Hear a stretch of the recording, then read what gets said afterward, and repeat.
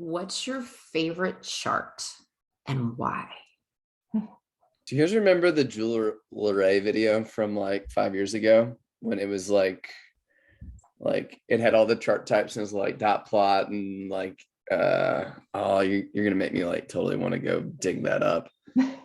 It's on YouTube buried somewhere. I like the one that Kevin Flerledge made that brought in all the examples from the community, and he made a Tableau public of all the different kinds of charts, and you could download the workbooks.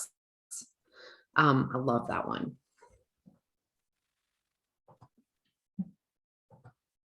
What was the thing? I'm like trying to Google so fast over here. Hey, everybody. Welcome. We are excited to have you all along with us.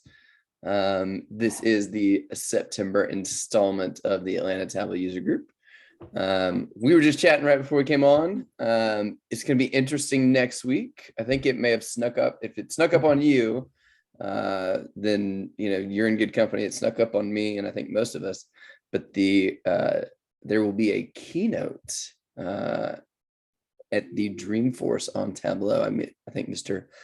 Francois Agenstad is leading that along with some other great folks. So we got some details here in a minute, but we'll definitely give you everything you need to know about that. So ladies, I'm gonna try to carve out a little time. Are y'all gonna tune in? I'm gonna try to. Okay. I'm excited. This is the first time we've like all officially been here together as full TUG leaders. Nicole joined us for the first time as a leader in the last month, but that was the first time in a long time I was not anywhere around Atlanta, so I couldn't join you. But it was interesting because I was thinking, well, they can do it without me, right? I got 0 phone calls or texts saying, help Anna.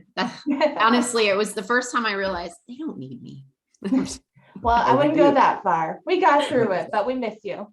I'm just messing with you. No, I'm so excited that we have Nicole here now. Nelson, Nicole and I are, this is the first time we get to work together as the official team. Not the first time we work together though, so that's good. And we have Steve Wexler here today. A favorite, really old pal of ours. We go way back. I have been very lucky to get to work with Steve on some few things, and I hope Steve reaches out again and says, hey, Anna, help me with the statistics, because then I get to go, I got to do something with Steve Wexler. It's so cool to get to even be in his presence. And that's just how I feel about you, Steve. But it's also this warm, inviting person that we love. So next up, we do want some folks here in the audience. We got some people still joining us. I know that we're slowly adding folks to our participant list. I know you're probably in the middle of a meeting and you're like, I gotta get to ATUG. But we would love to do some of this in person. So if anybody has the opportunity to, I don't know, get us a venue, find a place we can all either network or have an actual TUG meeting, this would be fantastic. Our hope is to do something hopefully in October, looking at that. And we also want to know if you want to present. We're looking for some good content. So when thinking about a venue, we usually have about 125, or we need space for 125 people, and Tableau will cover snacks. So just as we're thinking about places, we have an awesome and large group. So we need a slightly larger space. Yeah. All right. If anyone is, hiring, looking for analysts in the area, drop the job postings in the chat, share it with this amazing group of people and see if we can find some analysts for you. You can also post your job announcements on the Atlanta LinkedIn page or ATUG LinkedIn page. I'm going to call an audible before we jump into this. I want you to get into chat and tell us like something good that's happened this week. Just tell us something good. I know since we've been virtual for so many things now, I feel like sometimes my meetings are on top of meetings because no one thinks, oh, she has to walk from one room to the other. Nope, just she's right there. She can just jump on the next meeting. And if some days you kind of get overwhelmed, you're thinking, just tell me something good. So tell me something good in the chat. Love it. Tell me something good. By the way, here's my something good. So my son broke his arm a couple weeks ago. Not the good thing. It's been a lot. And he went back to the doctor today, and not only he went back to the doctor last week too. So I saw the x-rays last week to this week, and the healing improvement, I can't get over how an 8-year-old heals. It looks amazing that in a couple of weeks, he's going to go down to a smaller cast already. And this just happened. It's crazy. So I'm really excited to share that my son's arm is healing. I love that. Yay. That's so cool. And man, Anna, when that happened, that was a story. Is chat not working? Oh, Yeah, I was about to ping it. It says the chat is disabled. Does it say that? Okay, so what if we, so could we chat? Maybe you have to choose to everyone, or I don't know. It happened last week too, and Jen was able to fix it. So Jen's on it. Jen's on it. Jen's totally gonna fix it, people. Jen's amazing. Yeah, I'm going, why are we not hearing from y'all? Okay. So hey, while we're waiting to get everybody in on the chat, as we mentioned a minute ago, next Wednesday, September 21st, you're gonna have the Tableau keynote. It is sadly all of 40 minutes at Dreamforce, and so TBD on that. There are a number of other Tableau sessions at Dreamforce. So Dreamforce is, of course, the Salesforce conference spanning multiple days, and there's Tableau content and Tableau sessions on each day. But Tableau being on the main stage and doing their keynote is 40 minutes. I think we'll have the details in a minute. As we mentioned, October 20th will be our next. Here we go. Now it's working. October 20th will be our next ATUG. It would be cool to do it in person, so we're for that. We do need a spot, and so would love to see and help make that happen. December 8th will be our last ATUG of 2022. And as always, if you have ideas or folks that you would like to see be speakers or topics covered, we are so open to those ideas. We'd love to hear from you. So you can hit us up in a couple of different ways, but certainly in LinkedIn land is one. And then we've got our kind of ATUG email address that we'll make sure goes out to everybody. So all those channels are open, free, and available. So, or hit us up on Twitter. We're here to be your listening ears. Awesome. And so Nicole, there we go. I was about to say It's in the chat and then doing this, saying, Yeah. yes, let's ask about this in-person meeting next month. So this is these are the deets for the keynote. I think it's right there at, what time is that? So it's 1 p.m. PDT. So 4 p.m. Eastern. If you want to whip your phone out, that QR code will take you to the Dreamforce session catalog for the keynote. And so you can register and it'll end up on your calendar, I believe. So there you go. So should be good. Always love anything that Francois does. He's a fave.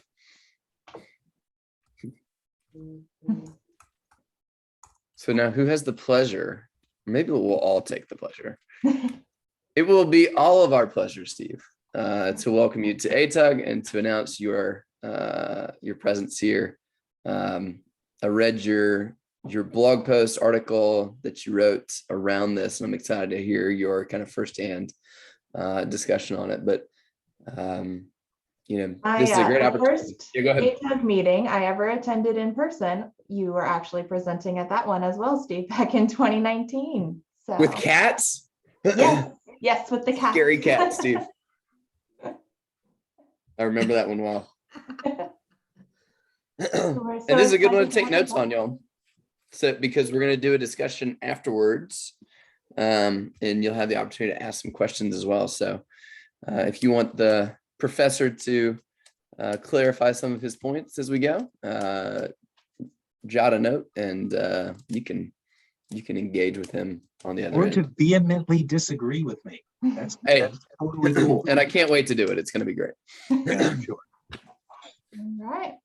Well, I'm going to stop sharing and let Steve take the floor. Okay, so am I up? You are. All right, Rock and roll. Jen, if you could do me the favor of, thank you.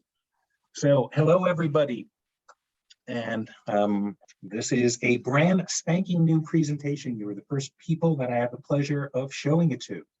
Getting people to quote unquote get it in just 45 minutes. What would you show if you had the opportunity? The promise and perils of data visualization. Hold on one second. I just need to get something else queued up. Here we go. And I mentioned this is my first time doing this. You are, in fact, kind of guinea pigs today, and I hope that is okay with you. Just need to make one more adjustment. I got some new fancy toys I'm playing with. You'll see in a moment. And just need to make sure this is working properly. When you're saying what fancy toys, you know, stuff like this, I can say, hey, I think this is important. So very briefly, I'm the founder principal of Data Revelations. I was Tableau's inaugural Iron Viz champion. It was a ridiculously long time ago. I am a Tableau Visionary Hall of Famer, formerly called the Zen Master.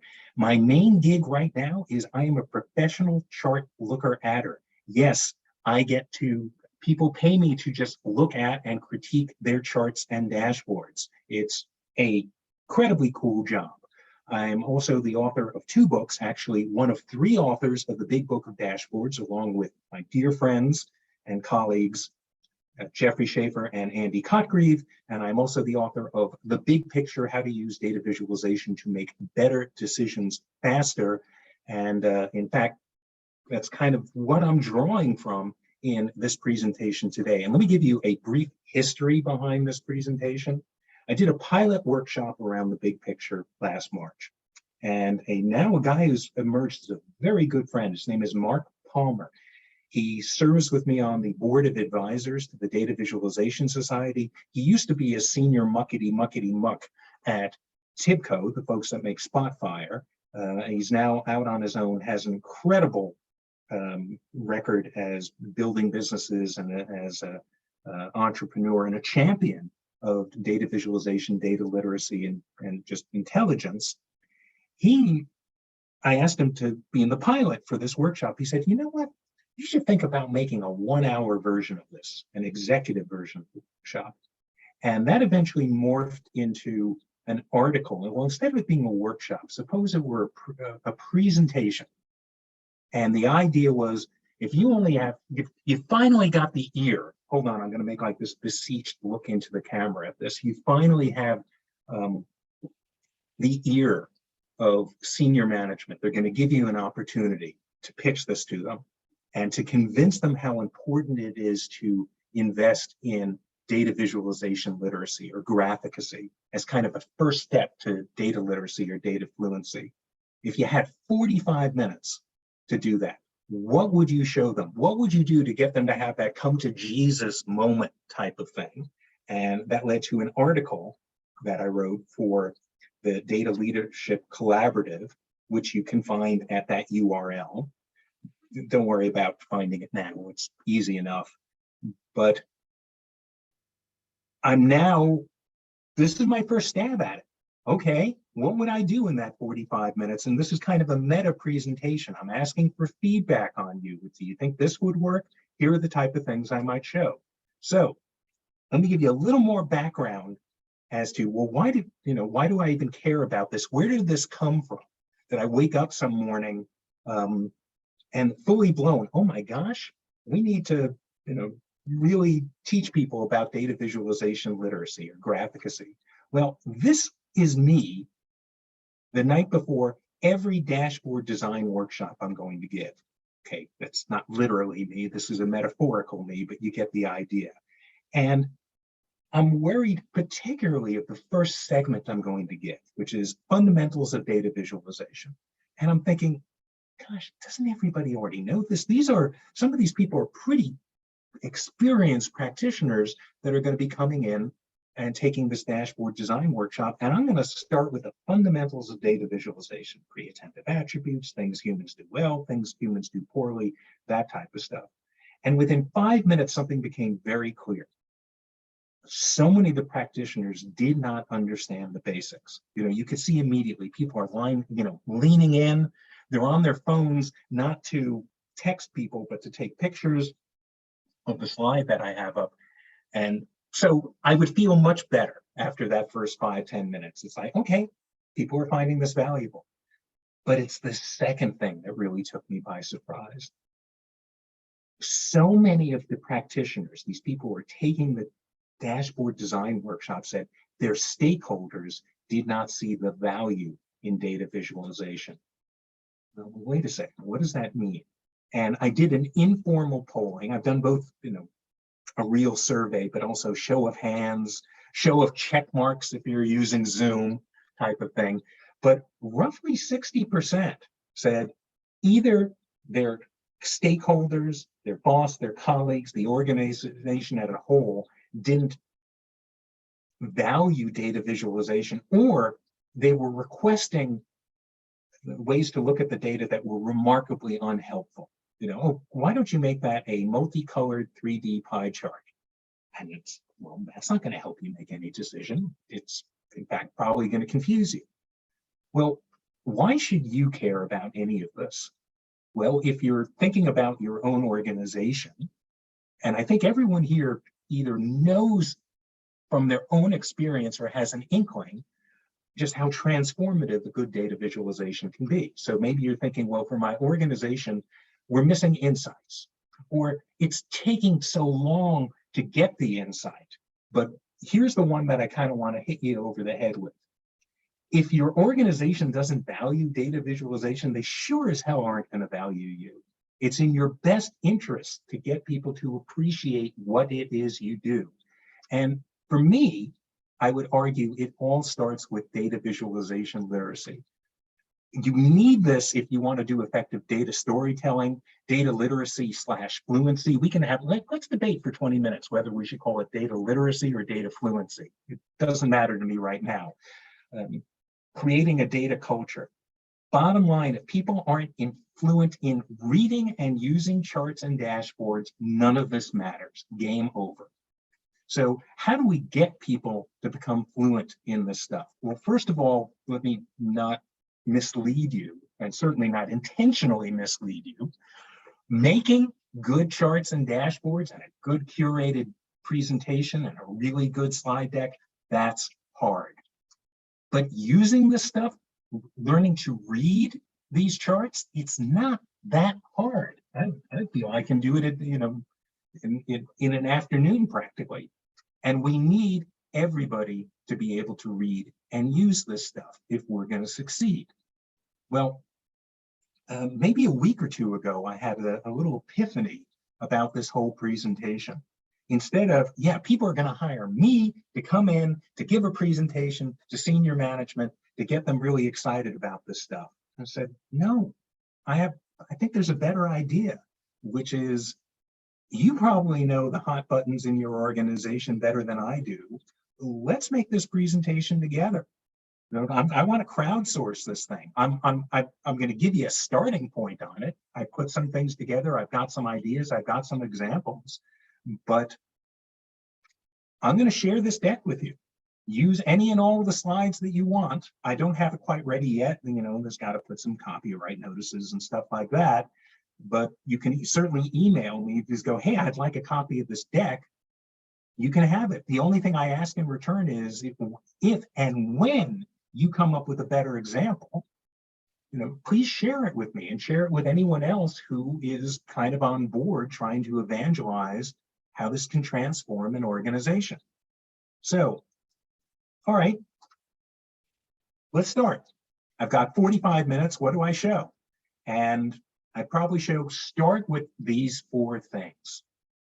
What are the cool kids doing? Reducing time to insight, which involves showing some cool stuff with color, and say, well, if you think color is good, bars are even better, and also exposing people to the dark and perilous side of data visualization, how easy it is to mislead people with it. So what do I mean by the cool kids? What are the cool kids doing? The people who are being held up as these companies are outperforming other companies. These companies that have embraced data literacy and data visualization as a key part of that are doing way better than those that don't. And here's a research report that Tableau commissioned Forrester to write this report about building data literacy.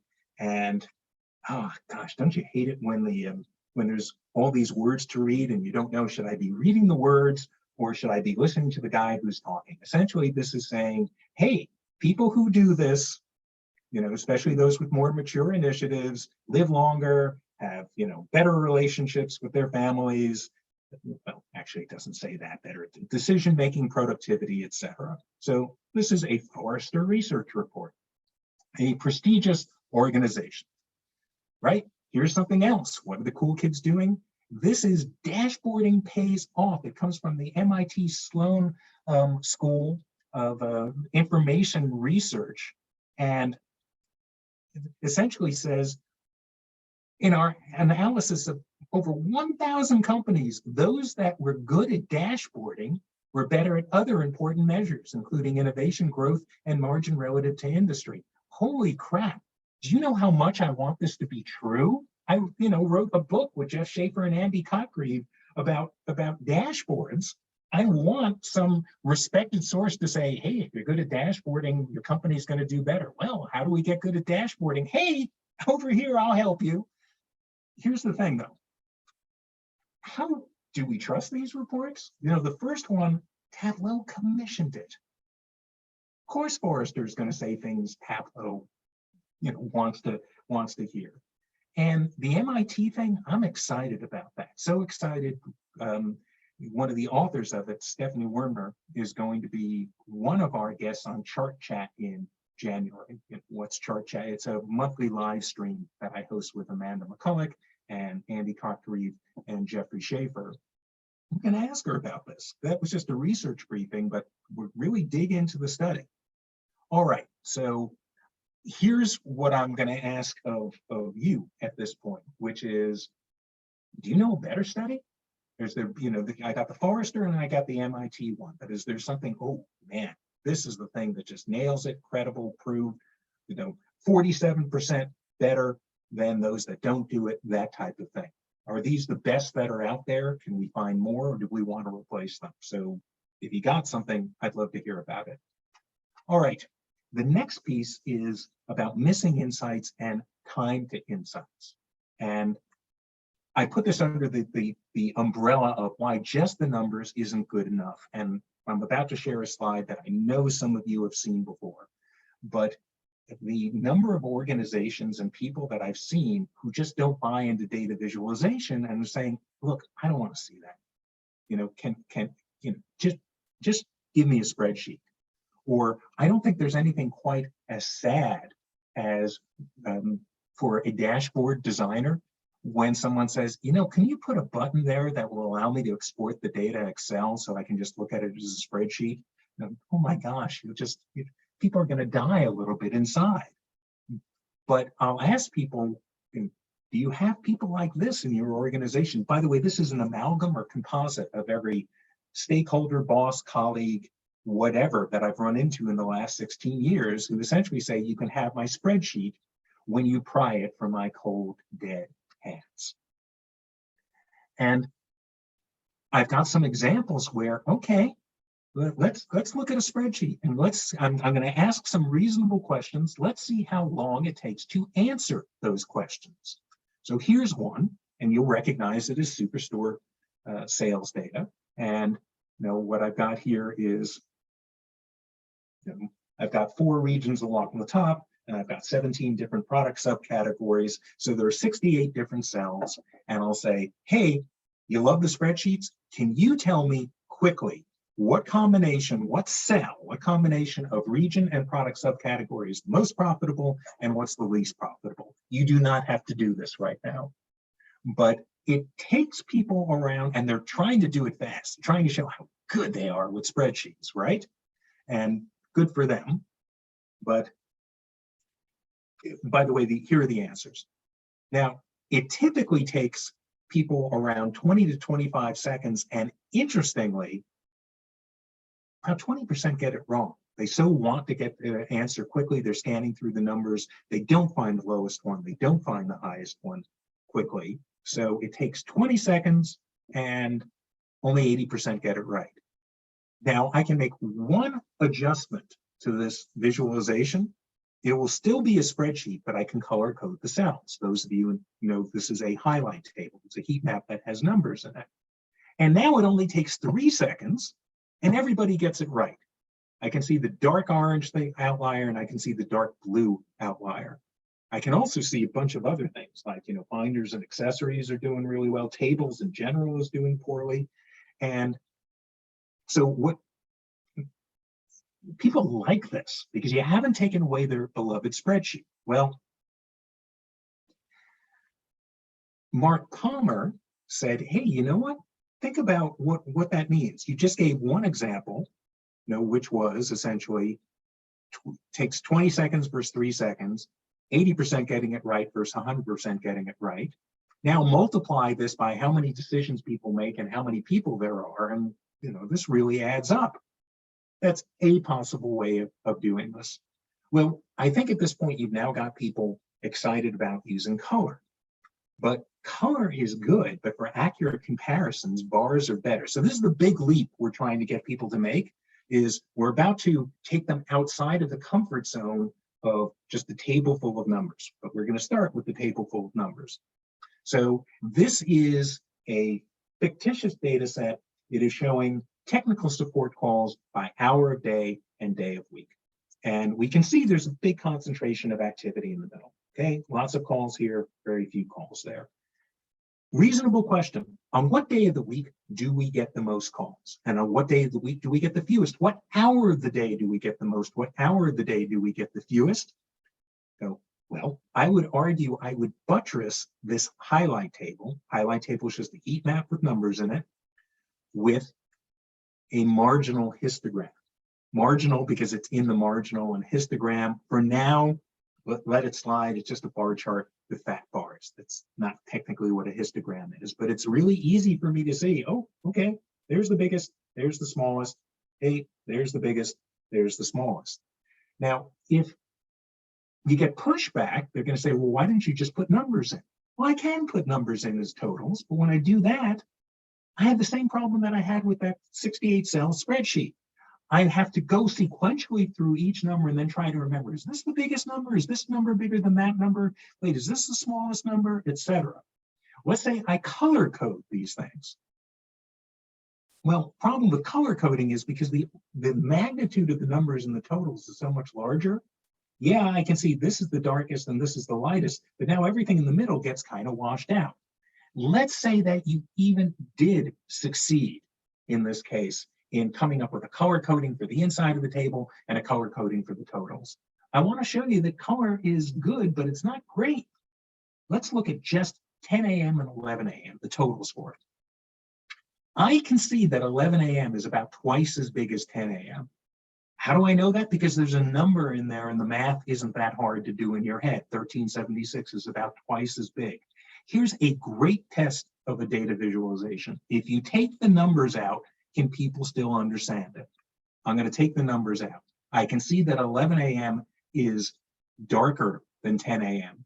Can I say that it's twice as orangey as 11 a.m. as 10 a.m.? Of course not. I can't do that. No one can look at that and say, yeah, it's a lot more orange. I can't tell you if it's 1.5 times or 4 times as much. Watch what happens with bars. Take the numbers out. Yes, I can see that it's twice as big. All right, this is where you kind of all come in, which when I've got a whole advisory board helping me on this presentation, by the way. And Amanda McCulloch, when I sent her kind of a draft, a draft of the article that appeared now at the Data Leadership Collaborative, it said, what might you add? She said, well, for amazing examples, she suggested getting company-specific examples. Don't show generic stuff. Show some insight using data from your company. Something, whoa, we didn't see that before, but you've kind of alerted us to something pretty noteworthy. Short of that, maybe we come up with some really great hero examples where people can look at it and go, wow, I can see that working in our organization, even though it isn't necessarily around us. All right, so that was what the cool kids are doing. Time to insight. Color is good, but bars are better and get people comfortable outside of just having numbers buttressing everything, but also how dangerous these things can be. And, you know, I think we're doing okay on time. Oh, no, I will show this later. I've got a clip, a segment from a limited series that was shown on Hulu called Dope Sick, about the opioid crises and Purdue Pharma's participation in that. And one of the heroes of the story is a really bad chart where people are being misled by a value axis that looks kind of contrived to make something look less harmful than it really is. And I'm not quite set up to be able to share the audio for this. So if time permits, we'll look at this afterwards. I don't know if you haven't seen it, it is very good, as is the book it is based on. It's called Dope Sick. But my brother first spotted in one of the episodes, he said, you know, data visualization plays a really pivotal role in the plot of this. So, gosh, so like, who isn't going to watch a show with their favorite actor or actress? Data visualization. So do check it out. But let me give you the examples of this and where they come up again and again and again, and just realize how easy it is to manipulate people. All right, if the number on the right is 7 million, represented by that big bar, what do you think the number on the left is going to be? So if you want to type into chat, go ahead, give an estimate. What do you think it would be? Anna's just typed in around 3 million. Anyone else want to take a guess? We put, 3 million, etc. Round, yeah, it's certainly, it's half or less than that. All right, so what do you make of a certain news organization showing the same thing, and here are the actual numbers? And Nelson, you mentioned these, the scaredy cat. Yep, we've got a scaredy cat icon here. And that's an icon that we use both in the Big Book of Dashboards and in the big picture to indicate you shouldn't be doing something like this. Well, this goes beyond being a scaredy cat. This is a full-blown turd. What is a turd? A wonderful initialism that comes from math educator Christopher Danielson. It is a truly unfortunate representation of data. This is what they did. Those are the full bars are accurate. They just showed the stuff up at the top. So it looks like we're so far away. Well, where do we see stuff like that? We see stuff like this coming from autocratic regimes like Hungary. This is the tradingeconomics.com from the Hungarian Central Statistical Office. And look, we started at 62 point, I don't even know what this is a chart of, 62 point, but look how much better things are. 12 months later, it's up to, oh, wait a second. That's barely a change at all. That's because the value axis is starting here. And here is, in fact, the premier of Hungary, Viktor Orban, and in his presentation delightfully saying, I believe this is an increase in jobs between 2010 and 2022.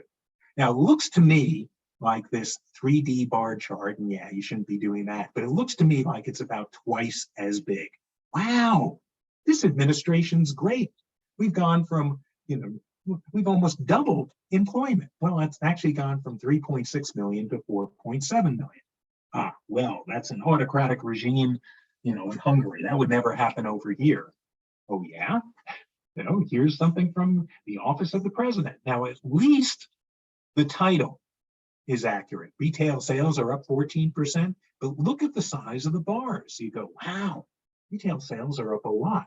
Well, in fact, they're starting the value axes at 500. This is highly misleading. And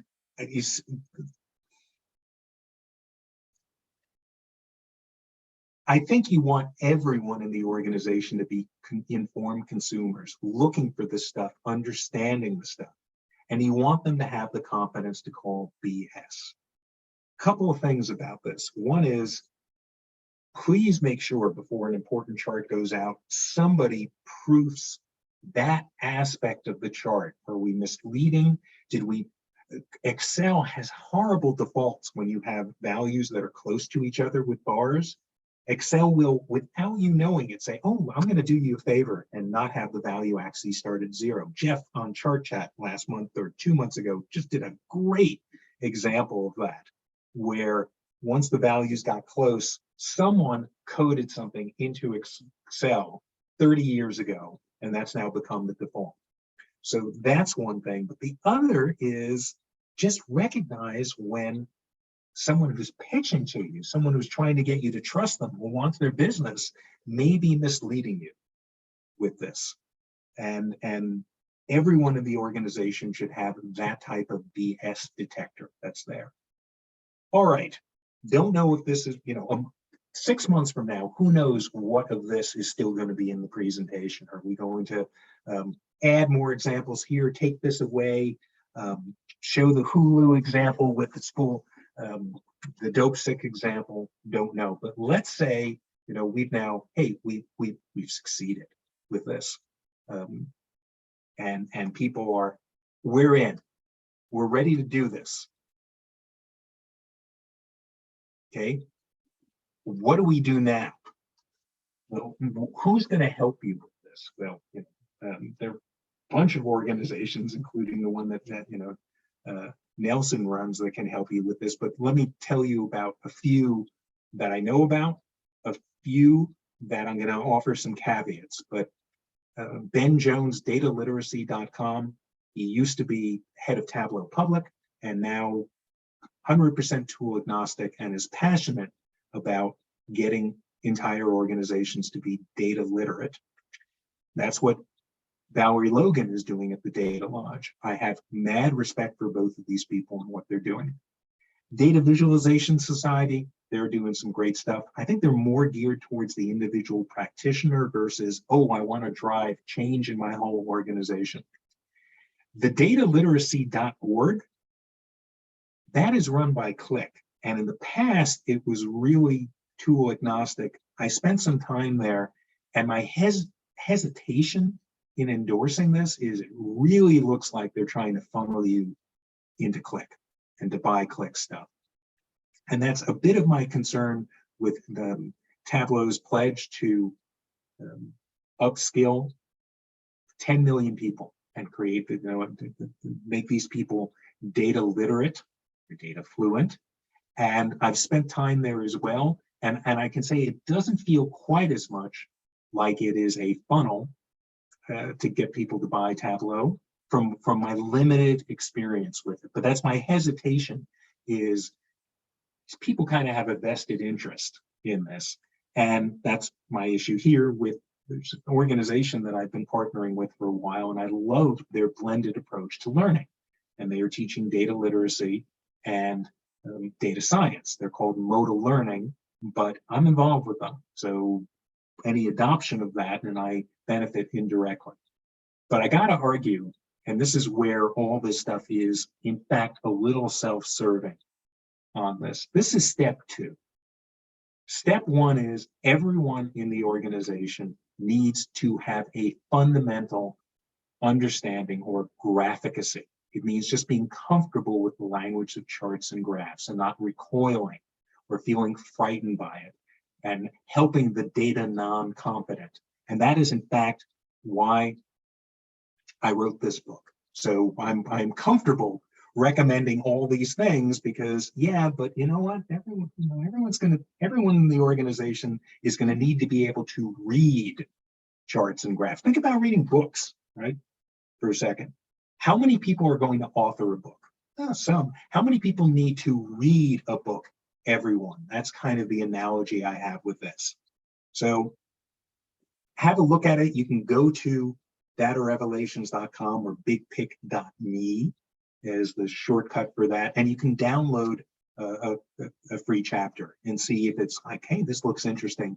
I also only give a handful of public workshops these days. They're mostly private, but I've got one coming up November 30th and December 1st. It's just 2 90-minute segments. It's not this, oh my God, 2 days? You said this was easy to teach people how to be fluent in this. But you can go to bigpick.me/November 2022. And I'd love to continue the discussion. Here is where you can find more. This is where you can find my website. This is where you can follow me on Twitter. This is where you can email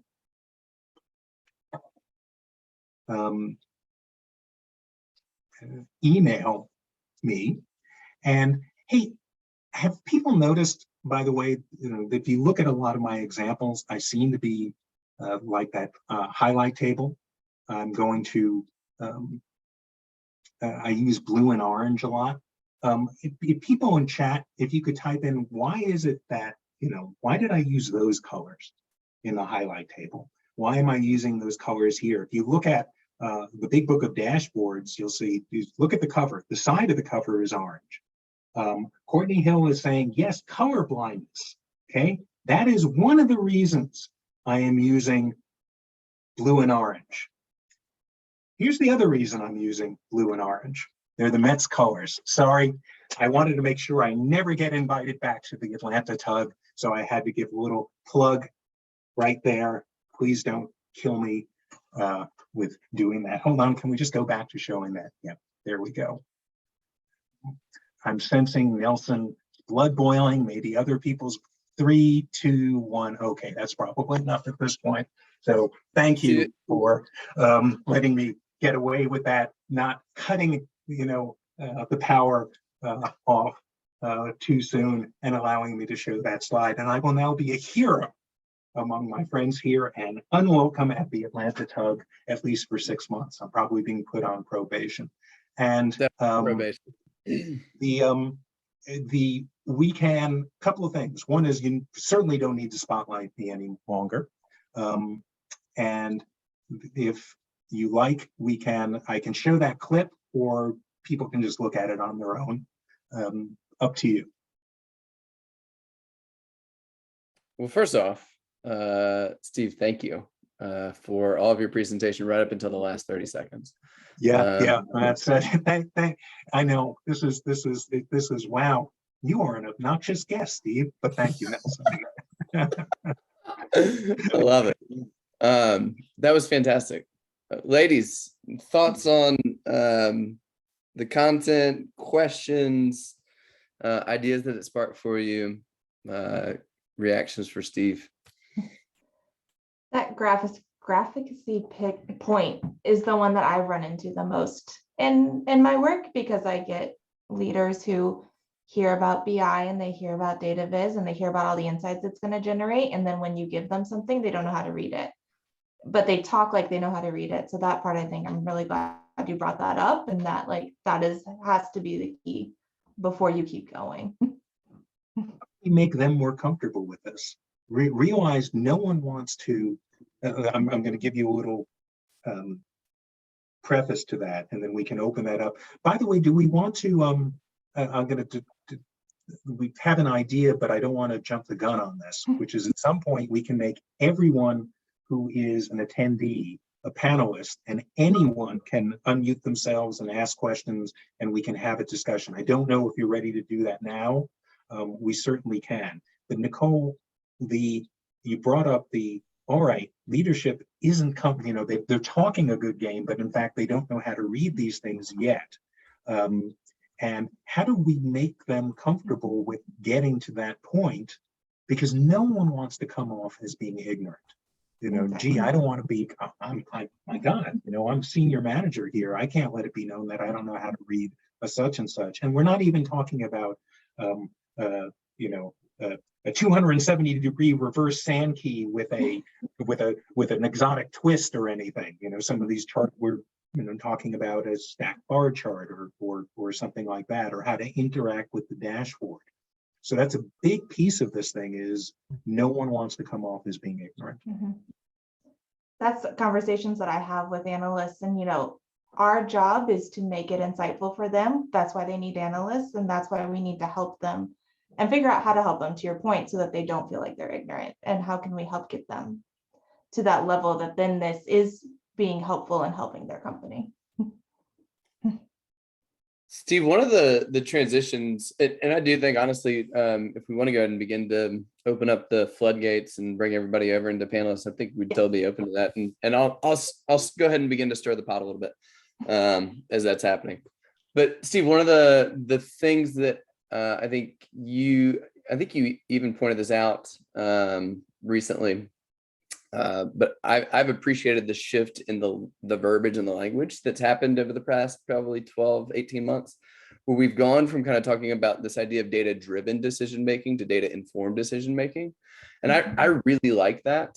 For me personally, one of the things that resonates a lot is, if the data alone is dictating decisions, then we're not thinking about context, we're not thinking about strategy, we're not thinking about solutions technically. We're really kind of looking at, just what the data says, and it's a in my mind, it's like a cop out. It's like, well, we can't do that. The data said we can't, right? Well, maybe the data said something, but if you have a shift or a pivot or something like that. So anyway, I'm curious though, like, as you think about this conversation with executives and kind of how you're engaging, do you get the sense that executives are wanting the data to drive the decision, or are you getting the sense that the executives want to be informed by the data? Certainly the latter, but I don't think there's anything evil necessarily in the term, data driven. I mean, Okay. I think it's more the implication that we are looking at the data seriously to make decisions versus it's the only thing that's driving stuff. And I'm sure that, and this is the point that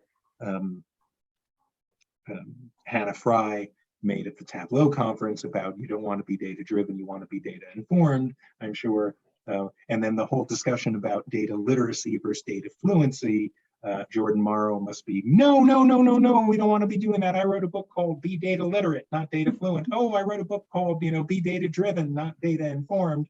So no, we want to go this way. We are, by the way, I'm trying to promote people from time to time. I'm right-clicking on the names and trying to make them panelists. I think we've succeeded in making one person who was not a panelist. I'm just right-clicking and saying, become a panelist, and that way you can unmute yourself and ask questions and stuff. I'm not sure if it's working or not, but trying to make more people, allowing more people to have the discussion, as much as I am fine speaking with Jen and Nicole and Anna and now Jade. So I don't think they're thinking, no, the data is doing this. It's more, we're going to pay more attention. You can certainly decline, by the way, if we make you don't know if you agree or not, but I don't think it's like, oh my God, you're data driven. You're not taking all these other things into account. You're letting, and maybe the data is flawed, et cetera. That's my take on it, Nelson. I don't know if you agree or other people agree. One of the things that I like about it, regardless of the middle word, I like the idea that the data has a part in the decision, right? So if it's a data-driven or if it's data-informed decision, I think it's a reminder that the reason we look at data in the first place is so that we can make better decisions. Like that's, I think sometimes I have to remind folks, that, we're doing this on purpose. Like if you're not learning anything from this, if you're not also informing and thinking about the ideal behaviors of your people, of the particular audience, like, do you want them checking this every day, every week? What levers and systems and processes do you want people pulling once they learn something? And do they understand the upstream and downstream pieces of that? But it's the one thing we don't want is, oh, that's nice, right? And I'm going to go back to doing the thing that I was doing before, right? We want the data to be part of the decision-making process. So I think that is, again, regardless of which middle word we use, I think that's the biggest piece for me that I've continued to appreciate and continue to push on. So now, wow, look at all these, the squares, they're multiplying.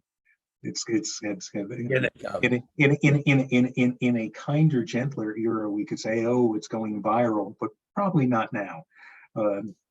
Just did. So we can, people can use their reaction buttons to put up their hand, and then we can start calling on people who either want to chime in and go, oh, I have a better example, or I think that's nonsense. Hey, Heather, it is great to see you. Although I'm just seeing a box with your name in it. But it's nice to see familiar wording, if not a familiar face, and familiar sound to my ears. I hate to put her on the spot, but Jade had a really good question about bar charts. I don't know if we can practice with Jade and see if this will let her unmute and ask. Hey, can you guys hear me? Yes, hey Jade. Okay, cool. I don't have access to video, but that's fine. I'm not complaining. So my question was, is there ever use to not include 0 on an axis? Like, oh gosh, yes. Okay, because the other day I was like building a viz and it was just so hard to see what the change was. And I went to, exclude 0, and I felt bad. I was like, I can't be doing this. This is a data viz No. Okay, hold on a sec. So, shameless self-promotion, but I have a whole section in the big picture suggesting not only is it okay, sometimes it's essential you do it. Not doing it is in fact being misleading. A 0 baseline may have nothing to do with what you're measuring, which may be very slight fluctuations in a kid's temperature, and showing 0 would be a horrible thing, because it just looks like, oh, the kids, there's no fever. It's barely gone up at all. Well, it's gone up to 106. Yeah, it's just a little slight increase because you have the thing starting at 0. No one has a temperature of 0.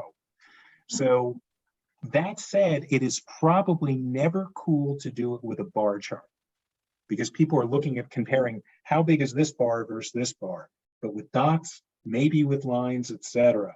But that I wouldn't even say that's a rule, but that's a really strong guideline. You probably don't want to do it with bars, but I give a whole bunch of examples where here's where I think it's okay, here's where I think you probably don't want to do it. And as long as you can justify your reason for it, and if someone suggests, and says, wait a minute, you're being misleading, and said, no, I'm trying to show the change here, and it's significant. I'm not trying to show that this thing is 18 times as big as this. I'm trying to show that it went from this to this, and that is very significant based on what we think is important in the way we measure things here. It is a friggin' great question, and it doesn't have always do this, always do that type of answer. Anyone disagree with that on this? I love your answer. And Steve, the reason why at the end of the day is if you do that thing, you're missing the context, right? And context is such the key word in all of this, right? If we begin to cut out some part of the visualization, we're losing the contextual piece. And so if it's a trend, to your point, and kind of that line chart, well, the context is the trend. But to the other point is very well made. If it's a bar, then the size of the bar is the point, right? And one bar by itself, or even 2 bars by themselves, typically are not great. You really need kind of 3 or more data points when it comes to the bar and so forth. So anyway, Jade, I will say I agonized over explaining this in the big picture, with examples, and here's when I think it's okay, when it's not, and the justification. So there you go. Cool, thank you. That's super helpful, because I was having the same problem. I was like, do I do this? Do I not? So thank you. Yeah, you don't want look, and that's a good way to feel. That means there's some compass in you, some moral compass on this thing that is, hey, I want to make sure I'm not doing something that's misleading, and it sounds like it wasn't. Hey, there's Charles. Hey, man. We have a phrase around here that says, pay attention to the tension. So if you feel that tension in you, you should pay attention to it. Charles, go ahead, ma'am. Steve, good to see you again. And thanks to the Atlanta group. Steve, I run the San Diego Tableau user group. And I was originally a co-host when you first came on and did Big Book of Dashboards. Helped you set up that meeting. I actually give away a free copy of Big Book of Dashboards. It's every San Diego Tableau user group. I figured that everybody that's kind of in professional development needs to read that book in order to create better visualization. So great job on that. Reason I came in is kind of the evolution of my analytics career. I've been doing this now for about 12 plus years. And recently I've been doing more blogging and researching and really learning how to get adoption by the C-suite, right, of executives. And that's why I joined this meeting today, was to kind of get your perspective. I really respect your opinion, and I watch a lot of Chart Chat, and I've grown from you over the years, and so I really appreciate your contributions. And I think that's a big topic right now is how do you get the C-suite involved and engaged? I've worked at a few companies now where I feel like, the marketing department asks for stuff, but then the marketing executive doesn't use that data, right? And it's complex, or it takes a long time. And so I've really been researching that sort of stuff and trying to understand, how do you get adoption and utilization by the C-suite?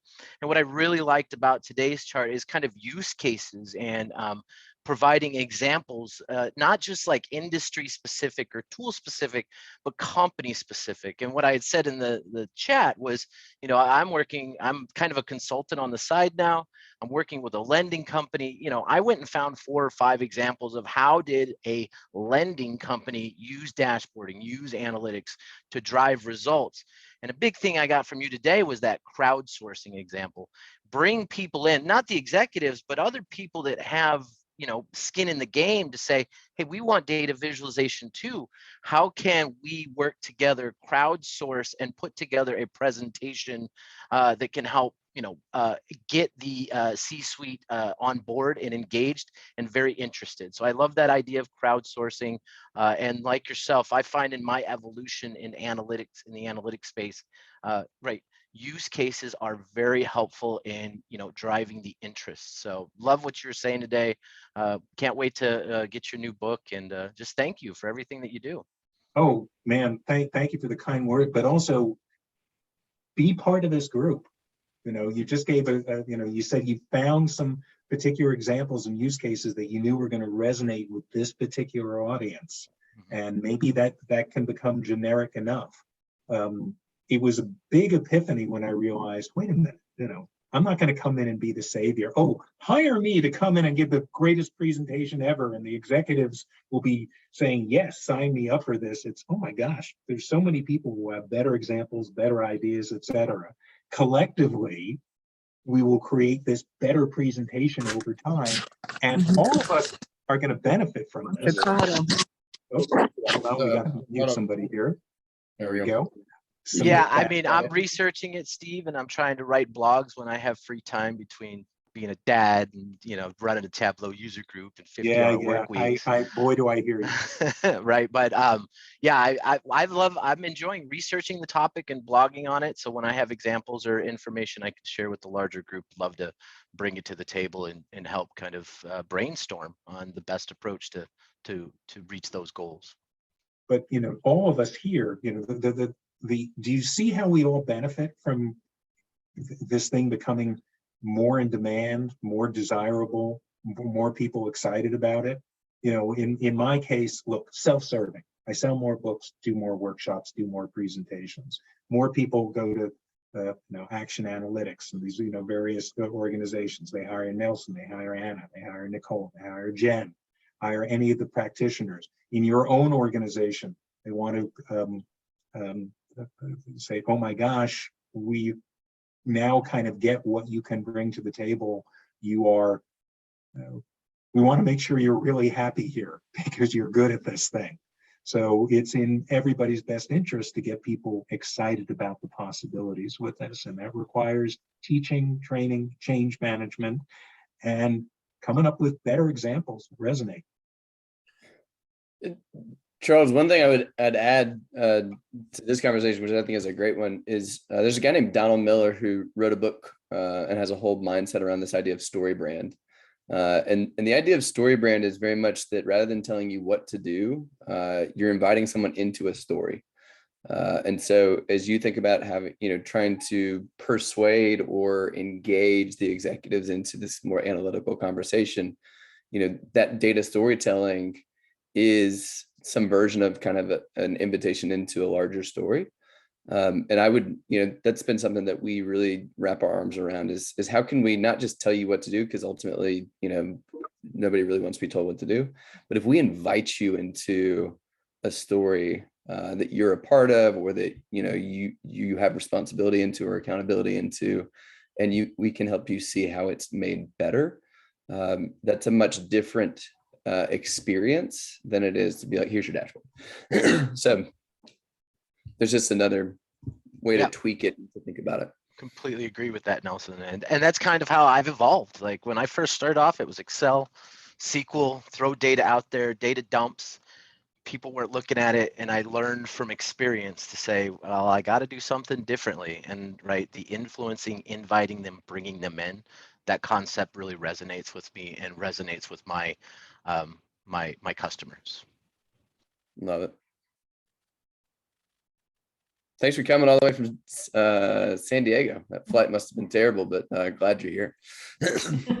Well, the weather's nice, so thanks. Steve, I just can't gush about you enough. I've been watching you a long time. Really helped me help transform my data visualization skills. Now it's me having to kind of transform, bringing other people along with me in the journey. I'm the cheerleader. I got the pom-poms, but glad to always visit. Though. That's Atlanta. exactly how it's supposed to happen. Think of all the people who helped me along the way. I can't pay them back directly, but then it's like, okay, I help, the next people that come along for sure. So that's that is maybe the most heartening thing, is that you're, the overused term, but it's perfect. You're paying it forward. Standing on the shoulders of giants is what I've always thought of. Well, me too, for sure. I want to see, Russ joined us with his camera. I want to see if he had a question. No. You just wanted to, you're like, wow, he's got an actual office. This is cool. Yeah, it's a nice looking office, Russ. I'm just here to hang out with you guys. Okay. I've sat in an office with that exact view, I think, at some point in my past. So where is Analytic Vision headquarters, Nelson, or is it like all visual, virtual? You're kind of looking at it. Okay. Ironically enough, we're in North Atlanta, basically. Oh, it looks like we got a question from Lou. Hey guys, can you hear me? Yes. Hey Lou. Yep. Hey, how's it going? So I'm at ADP and former Verizon. I think I'm probably the oldest person here other than maybe Steve. I've been doing this for 30 years. So back in the Air Force, I even did hand filled out spreadsheets with ticket tapes and all kinds of stuff. So one of the things I wanted to agree with Steve is the crowdsourcing part, is that when I was at Verizon, one of the things that we had to transition our analytics team from Excel to Tableau. They basically said, okay, you have over 100 reports out there. We want them all on Tableau in 6 months. And so we just had to do it. And the way we did it is we took all the senior analysts and we said, okay, you take this set, you take that set, and each senior analyst had an analyst. And they just started moving stuff to Tableau. So some analysts went crazy, bubble charts, box and whiskers, all these floating stuff, and hover to get your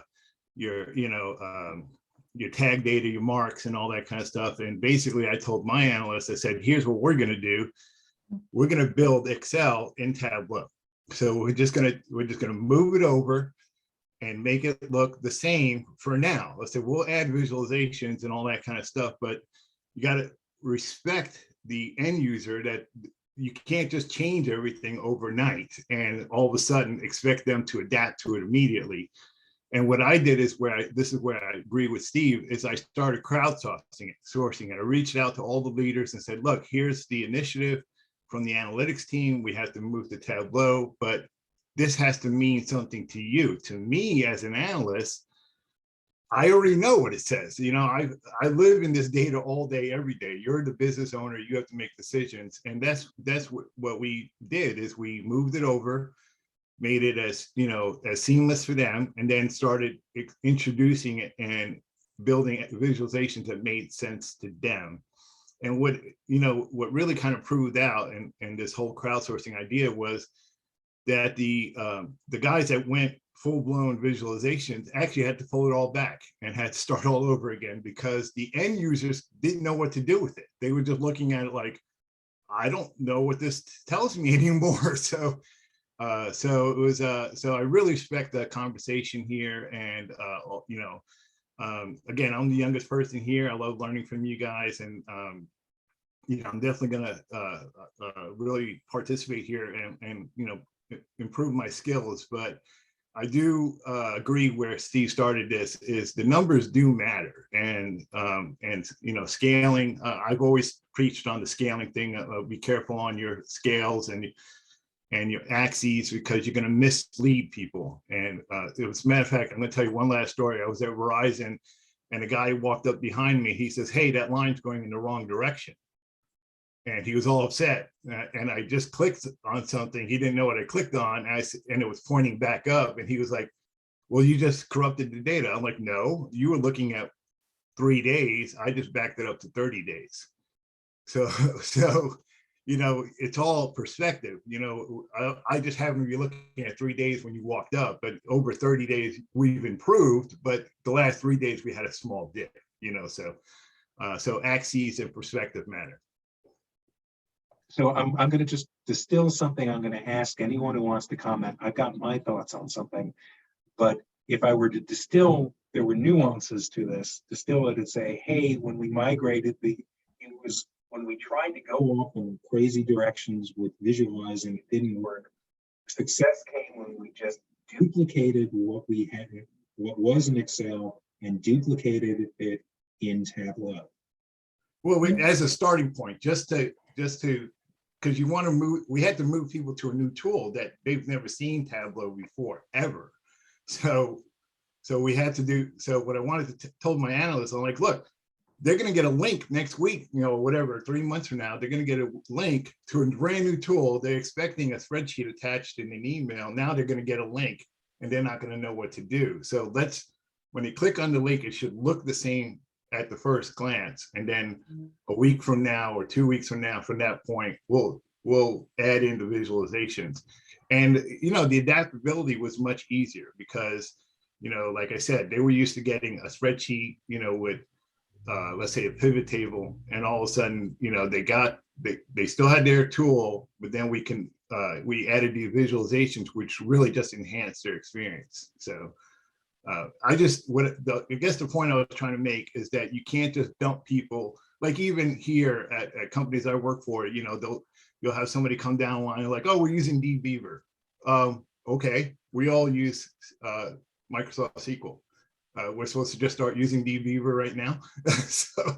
So I think you have to transition people into understanding that there's a new tool in place, that there's enhancements here. And I thought I saw Russ raise his hand before, but you have to bring people along into wanting to learn the new tool. So I think Steve froze. Yeah. So he's gonna come back in a minute. So the thing I would suggest, I think there's a couple of different things going on, and Steve, I think, was gonna dig in. But I think there's nuance because, what I hear more than Viz versus not Viz is actually change management. And bringing people along with you on a journey. It could have been a lot of different things that it went from this thing to that thing. And if we go from that thing to this thing really fast, then we're going to lose a bunch of people on the way because we didn't give them the map of where they were going. And so in this case, it was Excel to Tableau, but it could have just as easily been Teradata to AWS. And it could have been, Macs to PCs, right? It doesn't matter, but everything changed and we lost a bunch of people on the way. And so we had to go back and get them is basically the story. And I think you articulated well, ultimately we had to be more breadcrumb. Like we changed platforms, but we made it look like the old one, and that's fine. But I do think the guidance is ultimately to make sure you're doing some of that change management and kind of managing transitions up front, and then you set yourself up for more success, and also creating expectations with the teams that are going to be creating these visualizations, these dashboards. I totally agree with you. That's kind of the point of my long story, and I apologize for that. I totally agree with you. Is when you don't have that change management, you have to bring people along, and I think that's the point of my story was that where Steve started this conversation is where people forget to collaborate with their end users, because from analytical standpoint, yeah, we know what the data says and we evaluate it every day. But who's using these dashboards? I mean, really, in all the cases that I've been involved in is business leaders. They have to be able to look at a dashboard. As a matter of fact, this came up recent with senior leadership, where they said, these dashboards don't tell me anything based on what I'm trying to do to run a business. And so we went back and reevaluated, collaborated with them, and we got them exactly what they needed. And Tableau is a great tool, but at the same time, without that collaboration, it's a tool, and we don't want that as analysts. We want the business leaders to be able to look at what you provided them and say, I know what to do now from a business standpoint. Absolutely. And any solution is going to incorporate three things. One is a tool, right? Yeah. Which in this case would be the Tableau, but the other two things are kind of people and ideal behaviors. And so you think about, what is the behavior that I want to create or enable for this executive in this case, right? But really for, whatever the audience is, right? How often do I want them touching this? And then, what are the systems and processes that allow that audience to make a decision and pull a lever and take an action? So the systems and processes, and if they don't exist, they need to exist. And if they do exist, do they function the way that we want them to function with this new tool, with this new thing that we're doing? Any solution that doesn't have all three components will fall flat. Yeah. So I'll say, and I appreciate everybody letting me speak up, and I hope I didn't take anything away from this. You guys are great, and I appreciate everything that's being presented here. Thank you. Love it. Steve, we see you, man. You're back. Yeah. I even had a plan B on this thing, which is I have a MiFi thing in case it's, once every 3 months, something happens with the internet. MiFi thing isn't working as well. So, hey, sorry about that. So what was I'm now 5 minutes late and $1 short or whatever it is, day late and $1 short. What was the outcome of the decision about, just make everything you did in Excel in Tableau? I don't know if if I'm simplifying that a bit, but what came out of that? Yeah, we chatted quickly about the difference, kind of the idea of change management or managing transitions, and it being more of a change management challenge than it being a Tableau challenge. And so kind of focusing on, how do we get ahead of when we're going to make a transition, because it could have been, Mac to PC, or it could have been Teradata to AWS. It just happened to be Excel to Tableau in this case. And so we chatted through that for a little bit, but yeah, it was a good combo with Lou.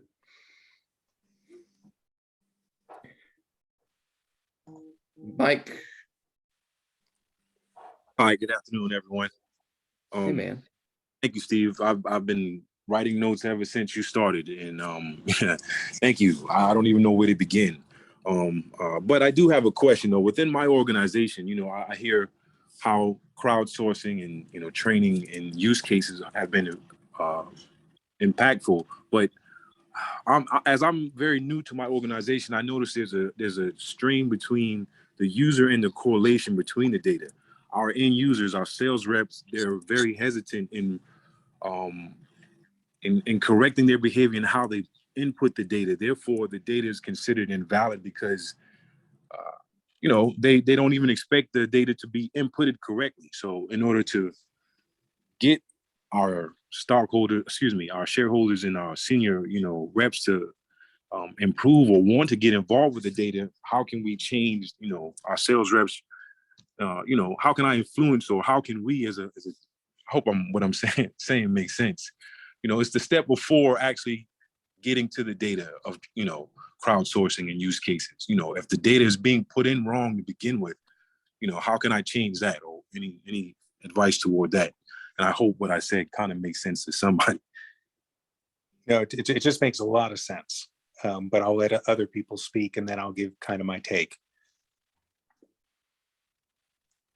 I mean, if I could hop in here, I'm actually dealing with that right now, working with a sales team, and start simple, start with small projects, right? Get one thing right and get adoption, like a certified kind of dashboard with, like, understand what your key business questions, maybe prioritize some of your top ones, and start with checking off, like, which ones can you impact with a better visualization, and clean up that data. Like, don't try to boil the ocean. Start with one data source that helps answer specific data questions, build a tool, get adoption on that. Then you have a use case within the organization to show that, hey, if you do this right, look at the benefits that it delivers. And that's what I've seen a lot work for, because I've worked with a lot of sales teams, a lot of bad Salesforce instances. So helping them just start small, clean it up, build a certified dashboard that you can get everyone to use, and then use that as your use case to build more tools in the future. Thank you. I appreciate that. Yeah, our sales rep look at Salesforce as just more administrative work. So, I definitely can relate to what you're saying. So thank you. I appreciate that. Mike, one thing I would share just real quick, we like this idea so much, we built a slide on it. And this is just that people, process, and technology piece. And what I'm hearing you say is you've got people who want to get stuff done and you have technology, but you're missing a process and Yes. like systems and guidance. And so what happens is if there is no process, you have the wild, wild west. You got people trying to get stuff done, you have the technology to do it, and everybody's doing it the way they feel like. And so this becomes the challenge that you end up facing. And so in order to create a solution, you've got to have all three components, and you've got to get people to buy into it. So that becomes your challenge at that point. Thank you. I appreciate it. Yeah, man. Steve, I'm curious, to Mike's point, like, do you have stories of organizations who've gone from kind of missing a component of a full solution to, like, we figured this out, something clicked, and all of a sudden now we're firing on all cylinders, and kind of the before and after stories? The Charles articulated probably as well as I can, which is, okay, look what happened over there in this little area. Look what's blooming over there, and everything's a desert over here. What did they do? Part of this, and it's pretty hard to change from within, especially if you're new there, but is kind of frightening or scaring senior management into embracing a data culture. I mean, this is what Val Logan is doing, and what Ben Jones is doing, and a roadmap for how to do it. But how do you first, figuratively grab senior management by the lapels and going, you don't do this, you're just toast, And I said it all starts with data visualization. Boy, it actually starts earlier than that. If there's no good data to even look at, then the game's really over. So, Mike, that I can imagine the frustration, but that you have identified it and going, okay, if we can just get some good data in there, we can do some amazing things. See if you can find a like-minded soul there to help you with this. And then maybe someone, with a little bit of pull in the organization who's pretty excited about this as well. And like, oh, I like what, this can do. And, get that little flower bed blooming over there. Thank you. I appreciate it. Not only am I new, but I'm remote, but I definitely most of that, but definitely I appreciate it. But by the way, I just got to put, the Blue had mentioned this. I am not, this is me, and you are welcome to disagree with me, but I'm not a big fan of just replicating what you did in Excel and Tableau. I think but I get we went crazy and made, dumb stuff. By the way, in the hands of people who may not be that experienced yet, the show me button is one of the most dangerous things in Tableau. It's like, this is boring. Whoa, look at that. Packed bubbles, colorful packed bubbles. Now, Wow. Hey, Steve, this is Lou again. I'm sorry for interrupting, but I agree with you. I'm not a fan of that either. And I think what Nelson was saying is that they didn't incorporate any change management. So I just wanted to create that transition for the end user. So I totally agree with you. I love your presentation and I love what I'm hearing here, but I think without change management, you're just dumping people. It's like somebody, who was it that said, Charles was talking about old data dumps. You're just literally just dropping it on top of them saying, well, here it is, good luck. It's got colors, that's great. So, but yeah, I love what you guys are saying. And yeah, I don't believe in that either, but without a change management, you have to do something. That's what I was, so. Well, Lou, are you starting to, are you now at the point where we're not just where we were with Excel, but we're now better? Yeah, I'm going to tell you that example that I gave you, that's from 4 years ago. Okay. And we did what I mentioned to you.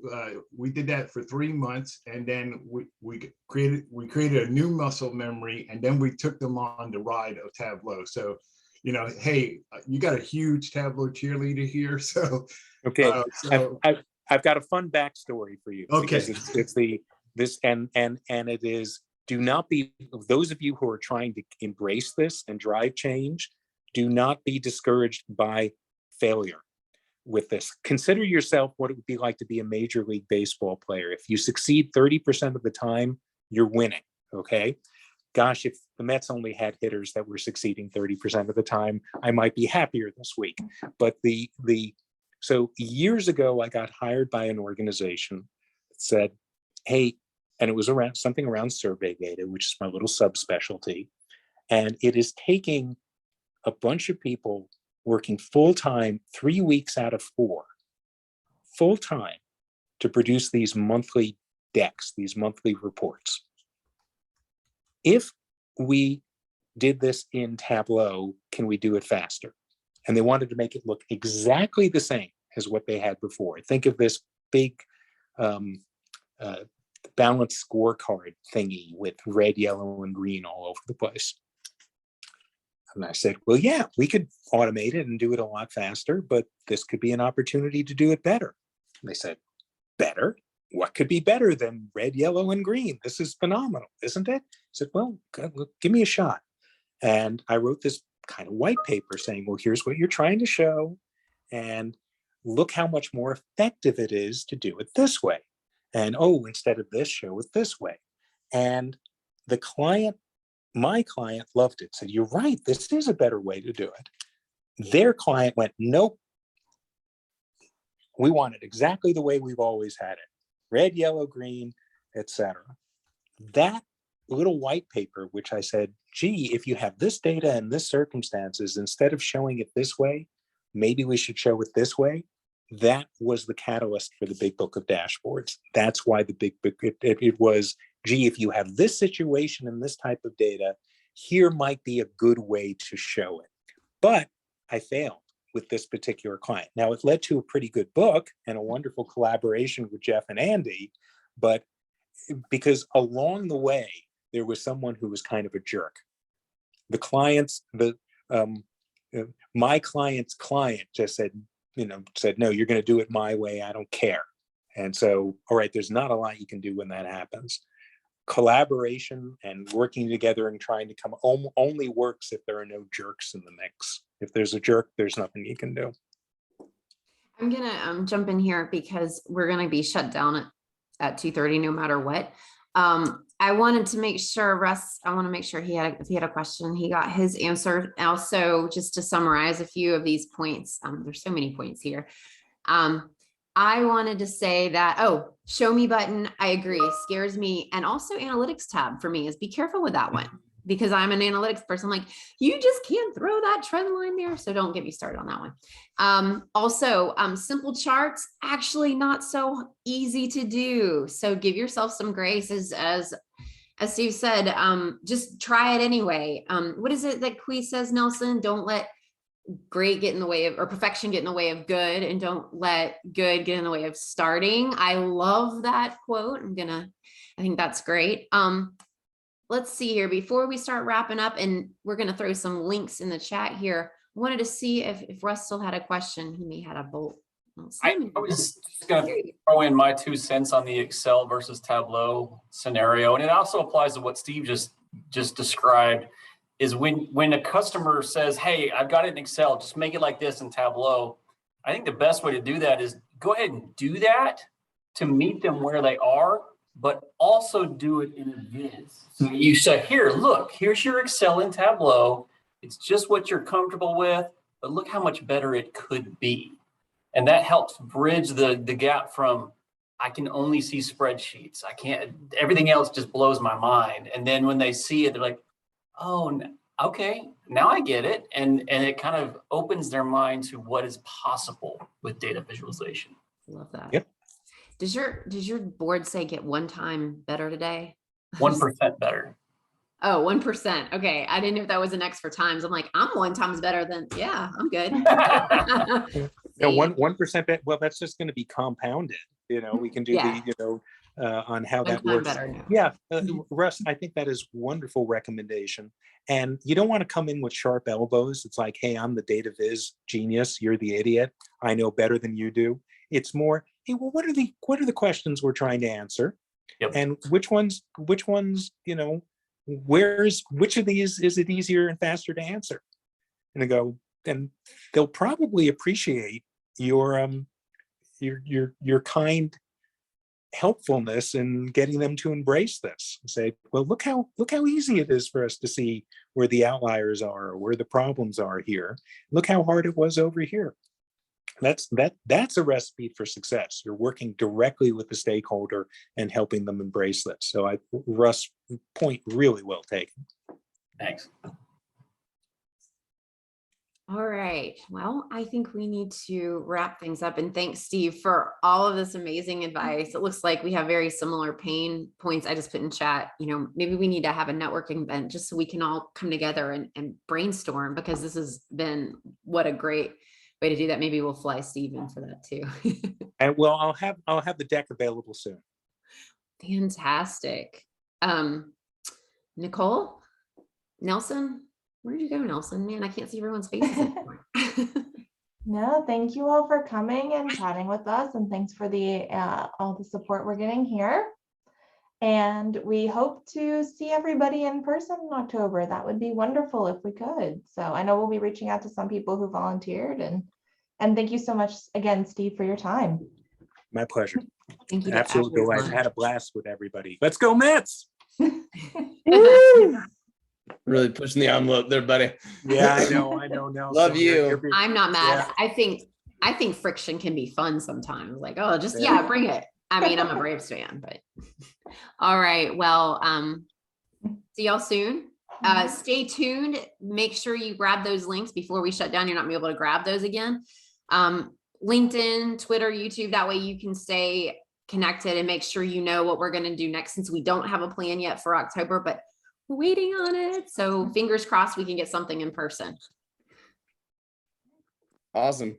Thanks, Bye. y'all. Thank you so much.